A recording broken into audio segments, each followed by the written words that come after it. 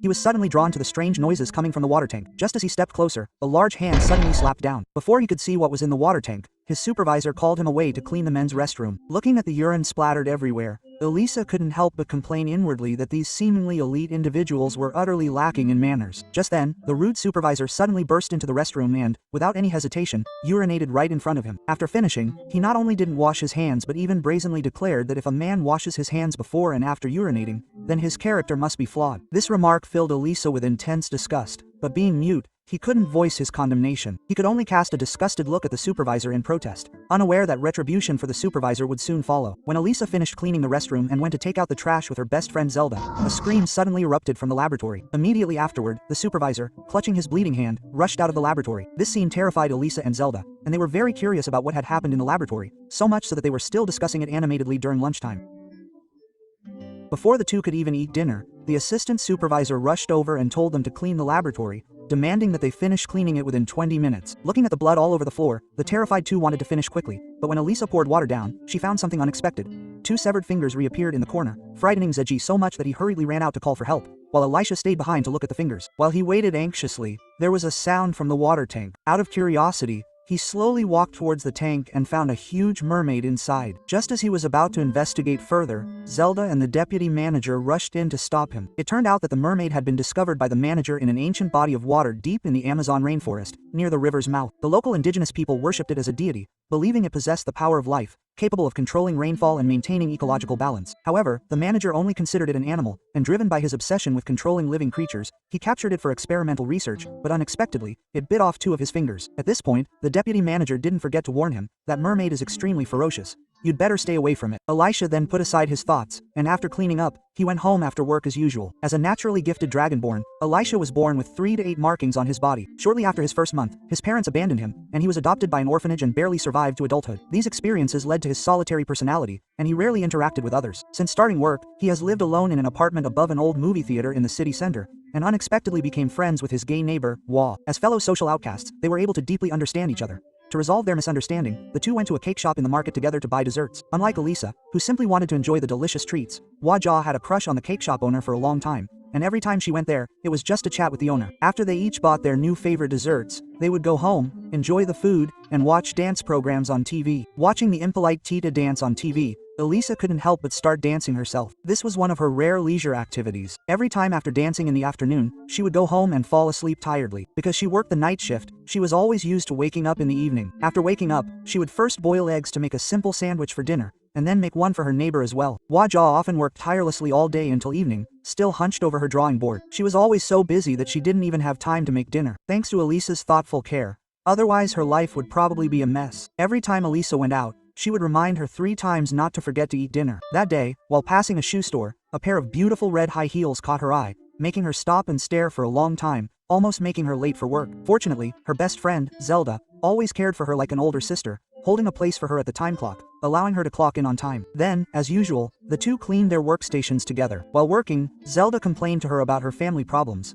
The lazy and gluttonous husband not only didn't help her with the housework, but he never even said a word of thanks for the breakfast she made him, which made her feel very tired and wronged. As a mute, Elisa couldn't offer any comfort, and could only listen silently. During the break, Elisa thought of the mermaid again. Curious, she quietly slipped into the laboratory, took out the leftover egg from her pocket, and gently tapped it twice, summoning the mermaid. Having been harmed by humans too many times, the mermaid remained wary of Elisa. Seeing this, Elisa carefully put down the egg, signaling him not to be afraid. The mermaid seemed to sense Elisa's kindness, and after accepting her gift, plunged back into the water. From then on, Elisa often secretly came to see the mermaid. Each time, she would take out a pre-prepared egg, then play music, and quietly wait for the mermaid to appear. Gradually, the two became closer. Sometimes, when Elisa turned off the music, the mermaid would surface, urging her to turn the music back on. Sometimes, Elisa would dance to the music, her beautiful movements often captivating the mermaid's gaze. Elisa also enjoyed spending time with this kind and pure mermaid. That day, while dancing, she suddenly stood in front of the tank and had a heartfelt moment with the mermaid. Although she couldn't speak,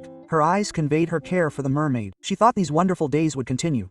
This continued for a while, but the good times didn't last. One day, when Alicia came to visit the mermaid, she saw that the mermaid was not only chained up but also being tortured with electric shocks. Just as she was about to unlock the chains, Footsteps suddenly sounded outside the door. Alicia quickly hid behind the water tank. It was the supervisor, who had been harboring resentment since his 2 fingers were bitten off last time, and had specially brought an electric baton to punish the mermaid today. After a beating, the mermaid, unable to bear it any longer, fainted on the ground. Just as the supervisor was about to deliver the final fatal blow, the highest-ranking officer and scientist from the laboratory suddenly arrived, wanting to see the species comparison for the week. This was during the US-Soviet space race, and the officer believed that by dissecting the mermaid, they could explore its amphibious physiological structure. If this technology could be applied to weapons manufacturing, it could greatly contribute to winning the space race. The supervisor also agreed, but the scientist was the only one who objected. In fact, he was a Soviet spy planted in the United States. Because the Soviet government was worried that the US would obtain groundbreaking technology from this creature, thus gaining an overwhelming advantage in the space race, they sent the scientist to gather intelligence. However, as he gradually became familiar with the mermaid, the scientist developed feelings for her, especially after secretly witnessing the interaction between the mermaid and Alicia. This convinced him that the mermaid was not a low-level beast, but a highly intelligent creature. Upon hearing, the officer was about to dissect the mermaid when the scientist stepped forward to object, begging the officer to spare the mermaid's life. However, the officer didn't care about the mermaid's life or death. In his eyes, the mermaid was just an experimental subject, and the scientist was merely a cog in the machine, not even qualified to question him. The reprimanded scientist was forced into silence. Meanwhile, Elisa, hiding behind the water tank, was devastated upon hearing that the mermaid was about to be dissected, and decided to rescue her. But her strength alone was limited, so she could only think of asking the painter for help. However, the painter was busy. Just a few days ago, after working hard for several days, he enthusiastically took his painting to a client, only to be criticized by the picky client for his outdated style, who demanded that he change the cake in the painting to green. Although the painter was very dissatisfied, he chose to compromise due to financial constraints. After returning home, he carefully revised the painting according to the client's request and was now preparing to deliver it. In his view, the mermaid was just a lower animal, and her life or death had nothing to do with him. So he not only didn't want to interfere but also advised Elisa not to get involved. After saying this, he left Elisa and went out to deliver the painting, but unexpectedly, he was rejected by the client again, who deemed his painting worthless and even asserted that he would never succeed in life. The depressed painter took his painting to the cake shop he frequented and complained to the owner about his frustration. Unexpectedly, the owner not only praised his painting as beautiful, he even praised him, saying, "You're the most cultured customer I've ever seen." These words instantly made Wajah beam with joy. Just when he thought he had won the boss's favor, the boss's face suddenly changed, and he loudly chased away the quiet black customer.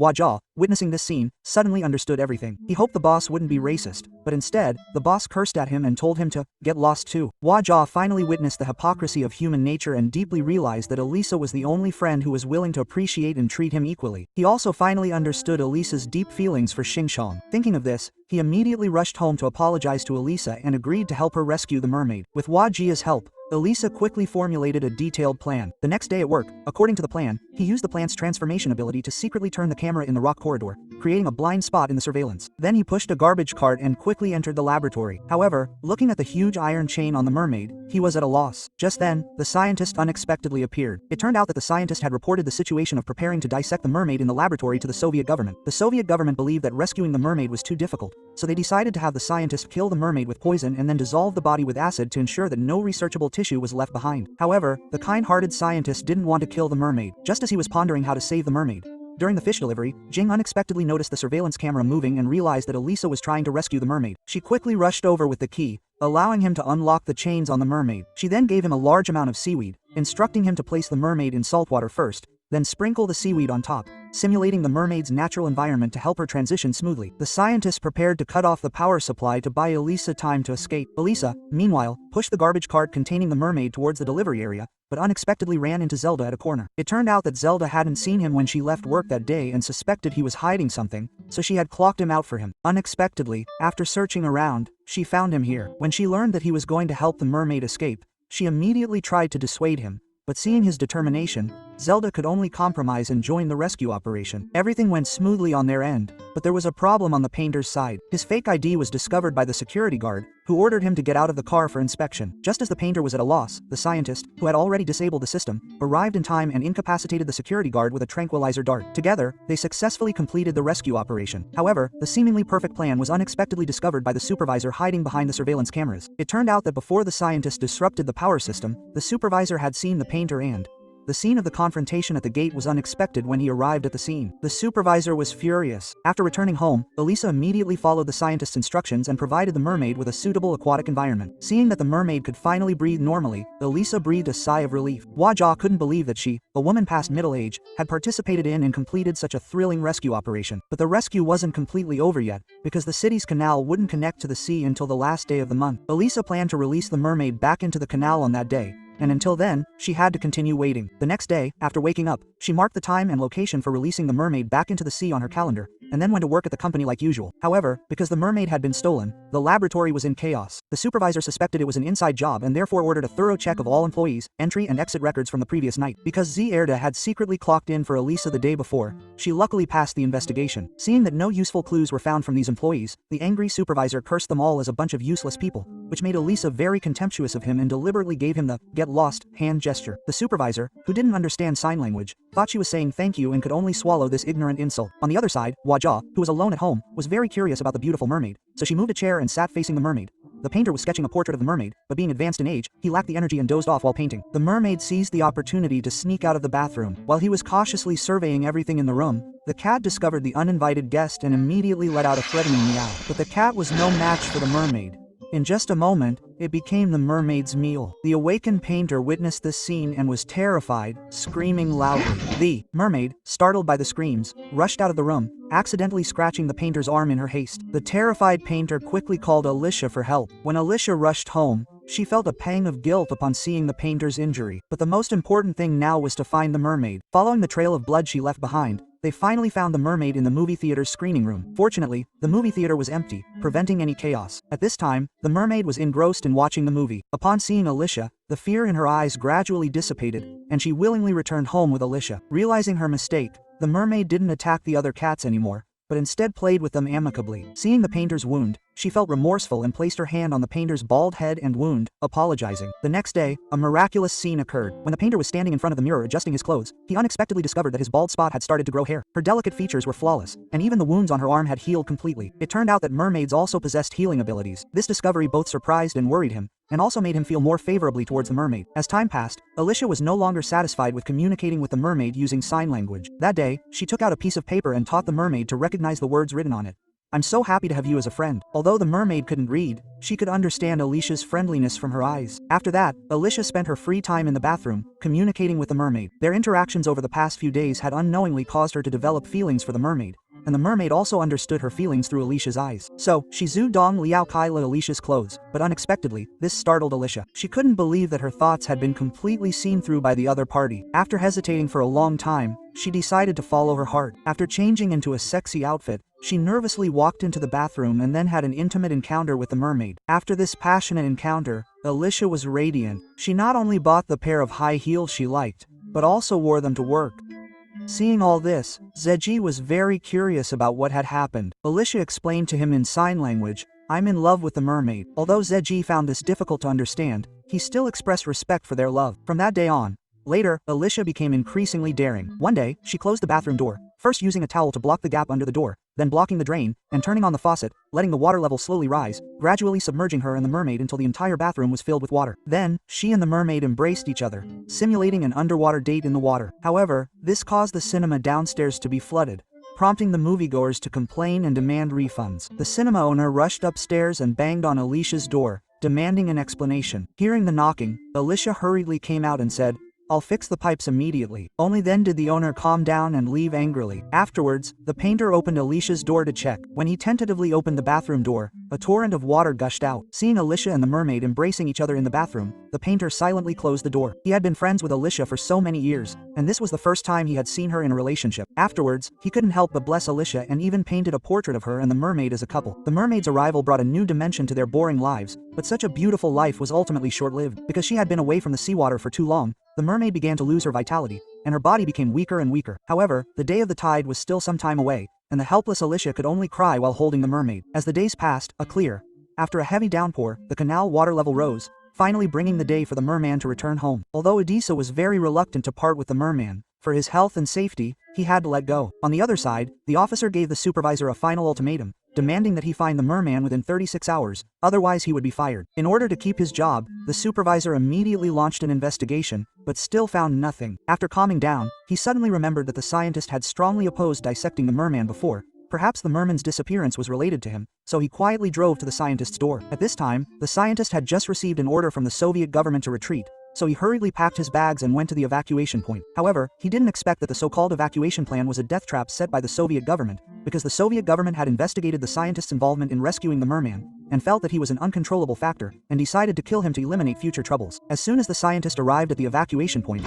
he was shot several times by an agent disguised as a member of the team. Just as the agent was about to step forward and give the scientist another shot, unexpectedly, the supervisor suddenly shot and killed the agent. Then, he dragged the scientist aside, took out a stun gun and gave him a shot, trying to force him to reveal the whereabouts of the merman. However, the scientist refused to cooperate, resolutely refusing to say who took the merman away. Only after the scientist was electrocuted again did he finally reveal the whereabouts of the merman. After getting the name, the person left. The supervisor, having obtained the answer, immediately drove to Zelda's house and, without a word, began to interrogate her about the whereabouts of the mermaid. Her husband tried to intervene, but the supervisor threatened him, saying, "If you don't want to die, get out of the way," scaring the husband so much that he collapsed onto the sofa. However, despite the supervisor's relentless questioning, Zelda remained silent. Just then, her husband stepped forward and revealed that he knew about Zelda and Alicia taking the mermaid away. He had overheard their conversation and learned their secret about rescuing the mermaid. Armed with this clue, the supervisor immediately rushed to Alicia's residence, while Zelda quickly called Alicia to warn her. Her husband, possessed by some strange force, tried to stop her, but Zelda, unable to bear it any longer, yelled, "Shut up, you coward." Then she called Alicia and told her the situation, urging her to escape with the mermaid immediately. By the time the supervisor arrived at Alicia's house, Alicia and Wajah had already left with the mermaid. Furious at finding the house empty, the supervisor raged, then suddenly noticed the time and address Alicia had written on a piece of paper. He quickly drove off in pursuit. Meanwhile, Wajah and Alicia had helped the mermaid to the riverbank. Before parting ways, Wajah solemnly bid farewell to the mermaid. Their days of living together had made him consider the mermaid his family, and he hoped that after returning to the sea, she would continue. They continued their peaceful and carefree life. After saying goodbye to the mermaid, the remaining time was left to Elisa. Just as Elisa was saying goodbye to the mermaid one by one, the supervisor rushed over. He first knocked down Wajah with a stick, and after the mermaid fired 2 shots, he shot Elisa as well. Elisa, who had a premonition of the impending death, only managed to hold the mermaid's hand before dying. In this world where disabled people are ostracized and marginalized, it was the mermaid who gave her the long-lost love and warmth. If there is a next life, she hopes not to be bound by the rules and customs of this world, and to be able to love the mermaid freely. Then she slowly closed her eyes. However, the next second, the mermaid woke up. He stood up, first healed his wounds with his hands, then punched the supervisor, and then carried Elisa into the river. In the water, he gently kissed Elisa, and then a miracle happened. Elisa woke up, and the gills on her neck that allowed her to breathe underwater turned into a beautiful fishtail. After that, he and the mermaid became husband and wife, living freely and happily in the sea forever. The Shape of Water is a drama film directed by Guillermo del Toro, starring Sally Hawkins and Michael Shannon, released in 2017. On the surface, the film tells the story of the interspecies love between Elisa and the mermaid, but in reality, it depicts a group of marginalized people who are ostracized and abandoned by society, including Elisa's story and Wajih's unrequited love as a homosexual. However, facing rejection and discrimination, Zelda, as a black woman, struggles with empowerment and systemic oppression. But they don't give up on their self-expression and pursuit. Instead, they build an emotional alliance that transcends worldly boundaries in their solitude. They help and understand each other, ultimately achieving liberation from their predicament by saving the merman. The director uses water as a connecting element throughout the film because water is formless yet can encompass everything. Elisa seeks answers in the water every day, and finally achieves self-acceptance in her embrace with the merman. When she shares a passionate kiss with the merman, the progressive scars transform into raindrops, declaring the truth of life, that all beings are interconnected. In this world, the opposition is not between humans and monsters, but between narrow-minded power and humble kindness. The villainous supervisor symbolizes the violence and indifference of the Cold War era between the US and the Soviet Union, while Elisa and the merman symbolize love and peace. Through love that transcends species and worldly boundaries, they complete a chronicle of the dignity of life. Elisa's daily life is a monotonous and tedious cycle, eating breakfast alone every day, but the appearance of the merman allows her to discover that the beauty of life lies not in perfection, but in truly embracing her own uniqueness. At the end of the film, Elisa and the merman sink into the deep sea. This is not death but a return to their true place. This scene reminds us that love, like a tide, can overwhelm loneliness and bring about the rebirth of the soul. That's all for today's movie sharing. Please like, comment, and share. I'm Shark, and I look forward to seeing you next time.